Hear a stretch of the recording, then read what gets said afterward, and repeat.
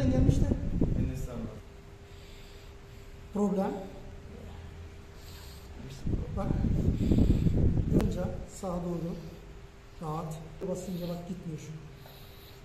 Sağdan basınca gitmiyor. Daha önceden kaza geçirmiş. Kırıldığından dolayı.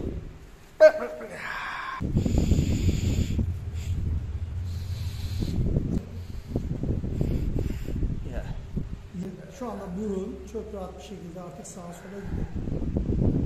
You had a problem with your nose before? Yeah, because you know I can't breathe with the one. Feeling about your nose. Okay?